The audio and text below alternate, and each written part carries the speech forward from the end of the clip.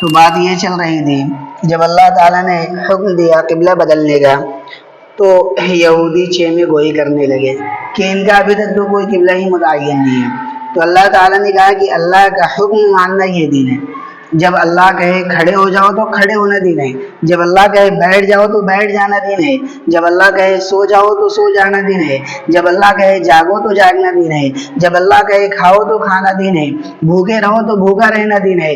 جب انسان اللہ کا کہنا مانتا ہے تو اس کی زندگی کتنی خوبصورت ہو جاتی ہے۔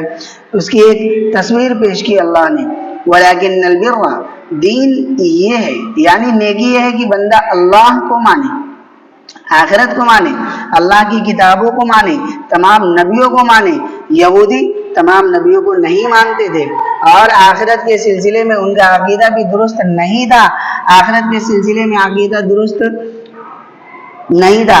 مطلب کیا ہے؟ درست عقیدہ یہ ہے کہ آخرت یوم الجزا ہے، بدلے کا دن ہے، حساب کا دن ہے، ہر انسان کو پوری زندگی کا حساب دینا ہوگا۔ لیکن ان لوگوں نے آخرت کے سلسلے میں یہ غلط عقیدہ کر لیا تھا کہ ہم اللہ کی اولاد ہے، اللہ کے پسندیدہ لوگ ہیں، اس وجہ سے ہمارا کوئی حساب نہیں ہوگا۔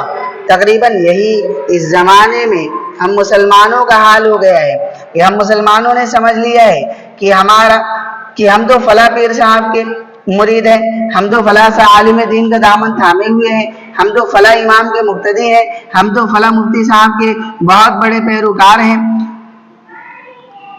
دامن پکڑ کر جنت میں چلے جائیں گے۔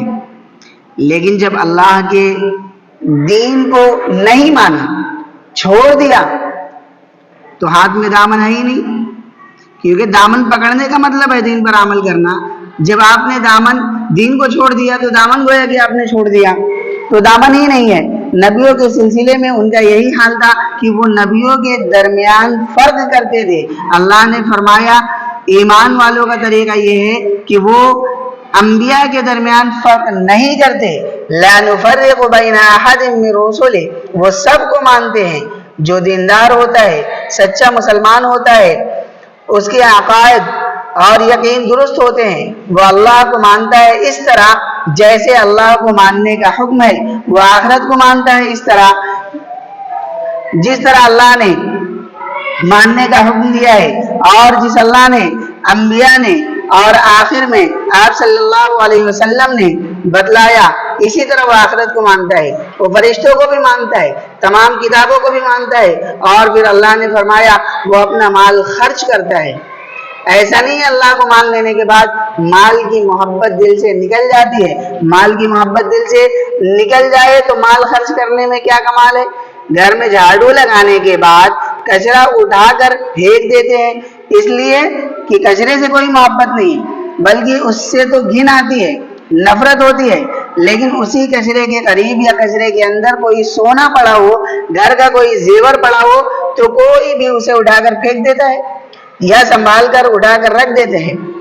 تو کچرے سے محبت نہیں ہے، سونا چاندی سے محبت ہے۔ تو اللہ نے فرمایا مال کی محبت ختم نہیں ہو جاتی ایمان والوں کے دل سے۔ اگر مال کی محبت ختم ہو جائے تو مال خرچ کرنا کمال نہیں ہے۔ ایمان والوں کے دل میں اللہ کی محبت بڑھ جاتی ہے، اس لیے وہ مال کی محبت کے باوجود اللہ کی محبت میں مال کو خرچ کرتا ہے۔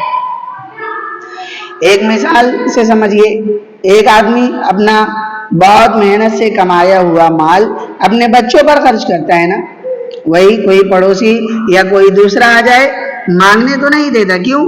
مال کی محبت تو ہے، لیکن وہی انسان اپنی محنت سے کمایا ہوا پیسہ اپنی اولاد کی محبت میں خرچ کرتا ہے۔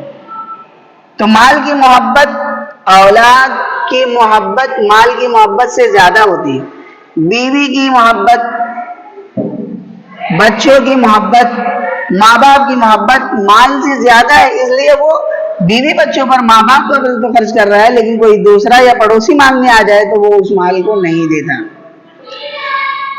اور جس کی محبت زیادہ ہوتی ہے اس کے تقاضوں کو پورا کیا جاتا ہے، اور جس سے محبت کم ہوتی ہے اسے قربان کیا جاتا ہے۔ تو اللہ کی محبت مال کی محبت پر غالب ہو جاتی ہے، تو پھر یہ انسان مال خرچ کرتا ہے۔ وَآتَى الْمَالَ عَلَى حُبِّهِ، مال کی محبت کے باوجود وہ مال خرچ کرتا ہے. کتنا اہم جملہ ہے. ایسا نہیں ہے کہ اللہ کے نام پر اس کے دل سے مال کی محبت نکل گئی، بلکہ اللہ کی محبت غالب ہو گئی. مال کی محبت تو ابھی بھی دل میں ہے، لیکن اللہ کی محبت کی وجہ سے وہ مال خرچ کرتا ہے. اور کس کو دیتا ہے؟ علی حبی ذوی القربی، رشتہ داروں کو، یتیم بچوں اور بچیوں کو، اور ضرورت مندوں کو، مسافروں کو، مانگنے والوں کو، اور جو بیچارے پھنس گئے ہیں. وفر رقاب، رقبہ کی جمع رقاب، اس کے معنی ہے گردن. جس زمانے میں قرآن نازل ہوا اس زمانے میں گردن پھنسنے کی ایک شکل یہ ہوتی تھی کہ کوئی غلام ہے، کوئی قیدی ہے، اس نے اپنے مالک سے یہ معاملہ طے کر لیا ہے کہ ہم آپ کو اتنے پیسے دیں گے، آپ ہمیں آزادی دے دیں، تو اس کی مدد کرو تاکہ اس کے پاس پیسے جمع ہو. کہاں جائے گا اتنے پیسے کمانے؟ اسی طرح جھوٹے مقدمے میں کوئی ماخوذ ہو گیا ہے، کوئی گرفتار ہو گیا ہے، کوئی جیل میں بند ہو گیا ہے، تو اس کو چھڑانے کے لیے، کیس لڑنے کے لیے یہ مال ایسے موقع پر بھی خرچ کرتا ہے اللہ کی محبت میں، اور نماز بھی پڑھتا ہے. صرف ایسا نہیں ہے، بڑی بڑی تنظیمیں، بڑی بڑی انجمنیں بنائی ہوئی ہے، خوب بڑے بڑے کام کر رہے ہیں، اور نماز کا وقت آیا تو غائب ہے، نماز نہیں پڑھ رہے ہیں. نہیں، نماز پڑھتے ہیں، اور جیسے اللہ اور اس کے رسول کا حکم ہے ویسے نماز پڑھتے ہیں. اور سال میں ایک مرتبہ حساب کر کے 2.5% زکوٰۃ ادا کرتے ہیں. اور یہ سال میں جو ایک مرتبہ دینا ہے وہ الگ ہے، یعنی زکوٰۃ کے علاوہ ہے. یہ زکوٰۃ تو سال میں ایک مرتبہ دینا ہے، اس کے علاوہ وہ خرچ کرتا ہے رشتہ داروں پر، ضرورت مندوں پر، یتیموں پر، بیواؤں پر. یعنی زکوٰۃ کے علاوہ بھی ہو گیا ہے، سال بھر ضرورت مندوں پر خرچ کرتے رہتے ہیں. تو جن ضرورت مندوں کی فہرست بیان کی گئی ان میں پہلا نام کس کا ہے؟ ذوی القربی، رشتہ داروں کا ہے. اس لیے کہ دور والوں پر خرچ کرنا آسان ہوتا ہے، رشتہ داروں پر خرچ کرنا مشکل ہوتا ہے. اس لیے کہ رشتہ داروں سے شکایتیں بہت ہوتی ہیں. گھر میں شادی ہوا تو یہ کہہ دیا، یہ کر دیا تھا، وقت پر نہیں آئے تھے، بیٹے کو ایسا کہہ دیا تھا، بیوی کو اماں کو ایسا کہہ دیا. بڑی شکایتیں ہوتی ہیں رشتہ داروں سے، اور دور والوں سے زیادہ صاحب کا بھی نہیں پڑتا، اس لیے زیادہ شکایتیں بھی نہیں ہوتی. اور رشتہ داروں سے توقعات زیادہ ہوتی ہیں، اس لیے شکایتیں زیادہ ہوتی ہیں. اللہ یہ حکم دے رہے ہیں کہ سچے پکے مسلمان ہو تو اپنے رشتہ داروں پر، کس پر؟ اپنے رشتہ داروں کے لیے پھول کی طرح خوبصورت بن جاؤ. چھوٹی چھوٹی سی باتوں کو لے کر نہ بیٹھو، چھوٹی چھوٹی باتوں کو لے کر انتقام نہ لو، چھوٹی چھوٹی باتوں کو نظر انداز کرو، ایک دوسرے کو معاف کرنا سیکھو. اگر چھوٹی چھوٹی باتوں کو لے کر بیٹھ جاؤ گے تو سوائے لڑائی جھگڑے کے کچھ نہیں ہوگا، گھر جہنم بن جائے گا. اور بنے ہوئے امت کے گھر اللہ حکم دے رہے ہیں کہ سارے گلے شکوے بھلا کر ان کی مدد کرو، ان کے دلوں سے بغض ختم ہوگا، عناد ختم ہوگا. چپکے چپکے ان کی مدد کر کے ان کی عزت نفس کا خیال رہے کہ ان کی بے عزتی نہ ہونے پائے، لوگوں کے درمیان اس کا اظہار نہ ہو. یعنی کسی کا تعاون کر کے اظہار کرنا یہ اس سے بہتر ہے کہ تعاون نہ کیا جائے. رشتہ دار ہے، ضرورت مند ہے، بچوں کی فیس ادا کرنے کے لیے پیسے نہیں ہیں، کسی کام کو پورا کرنے کے لیے پیسے نہیں ہیں، تو بس کسی خوشی کے موقع پر پہنچ جائے. بہت دنوں سے دل چاہ رہا تھا آپ سے ملنے کے لیے، ہم آ گئے. اپنے بچوں کے لیے کپڑے لینے گئے تھے، تو میں نے سوچا کہ ہمارے بانجے ہیں، یہ ہمارے بھتیجے ہیں، فلاں یہ بھی تو میرے اپنے بچے ہیں. تو ہم نے ان کے لیے بھی کیا کیے؟ کپڑے لے لیے. مجھے معلوم ہوا کہ آپ کا بیٹا اسکول جاتا ہے، ماشاءاللہ پڑھنے میں بہت اچھا ہے، سن کر میرا دل خوش ہوا. یہ بول کر ایک لفافہ ہاتھ میں پکڑا دیا جس میں اس کی فیس ادا کرنے کا انتظام ہو. ان کو یہ احساس ہو کہ یہ اتنی عزت دے رہا ہے جتنی عزت اپنے لیے پسند کرتا ہے، یہ ہم کو اپنے برابر سمجھ رہا ہے. یہ ایسا نہیں ہے کہ وہ ہمارا رشتہ دار بہت پیسے والا ہے تو وہ اپنے آپ میں رہتا ہے، وہ گھمنڈ میں چور رہتا ہے، وہ ہماری طرف نظر نہیں کرتا. نہیں، ان کو یہ احساس نہیں ہونا چاہیے. وہ محبت کے ساتھ ان کی خدمت کرے، ان سے معاملہ کرے تو اب کوئی شکایتیں باقی رہیں گی یا ایک دوسرے پر جان چھڑکنے کو تیار ہوں گے؟ ایک صحابی نے کہا حضور میں اپنا مال رشتہ داروں پر خرچ کرنا چاہتا ہوں. آپ نے فرمایا ڈبل ثواب ہے, دوہرا اجر ہے, ایک صدقہ کرنے کا اجر ہے, دوسرا رشتہ دار کا حق ادا کرنے کا. تو مال کی محبت کے باوجود اللہ کی محبت میں خرچ کیا. ایک گویا کہ یہ خرچ کرنا کیا ہے؟ ایک انویسٹمنٹ ہے. کیوں؟ وہ اس یقین کے ساتھ خرچ کر رہا ہے کہ میں یہ آخرت میں یہ میرے کام آئے گا. یہ ایک انویسٹمنٹ ہے, میں اس کو اپنے لیے جمع کر رہا ہوں, ابھی انویسٹ کر رہا ہوں, پھر اللہ مجھے بڑھا کر کے دیں گے.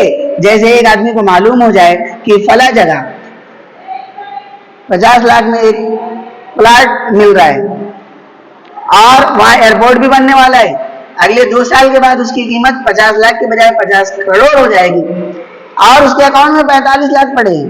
تو اب وہ شخص تو پوری کوشش کرے گا, پورا اکاؤنٹ صاف کر دے گا کہ دوسرے سے میں کسی طرح سے 5 لاکھ قرض لے کر اس کو انویسٹ کر دوں. وہ ہر ممکن کوشش کرے گا. اور وہی اگر کوئی دوسرا مانگنے آ جائے تو وہ 10 عذر پیش کرے گا اور اس کو پیسے نہیں دے گا, اور وہ ہر ممکن کوشش کر کے اس جگہ کو, اس پلاٹ کو اپنے نام لکھانے کی کوشش کرے گا. کیوں؟ اس لیے کہ اس کو بڑے نفع کی امید ہے. اگر کوئی اس سے 5 لاکھ مانگتا تو وہ نہیں دیتا, لیکن اس کو بڑے نفع کی امید ہے تو وہ پورا اکاؤنٹ خالی کر رہا ہے. تو جس انسان کا یہ عقیدہ ہو جاتا ہے کہ میں اللہ کے سپرد جو کچھ کروں گا اللہ اس سے بہت بڑھا کر دیں گے, وہاں نہ ڈوبتا ہے, نہ جلتا ہے, نہ بے ایمانی ہوتی ہے, نہ خیانت ہوتی ہے. اللہ مجھے اتنا بڑھا کر دیں گے کہ میں تصور بھی نہیں کر سکتا.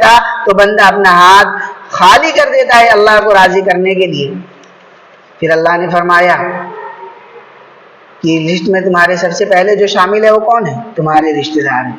پھر فرمایا کہ وہ نماز بھی قائم کرتے ہیں. ایسا نہیں کہ سب کام کر رہے ہیں نماز چھوڑ رہے, وَأَقَامَ الصَّلَاةَ وَآتَى الزَّكَاةَ, اور زکات بھی ادا کرتے ہیں. اس کے علاوہ وَالْمُوفُونَ بِعَهْدِهِمْ إِذَا عَاهَدُوا, اور وعدے بھی پورے کرتے ہیں. آج کل ہمارا حال یہ ہو گیا کہ وعدہ خلافی ہم بے انتہا کرنے لگے ہیں.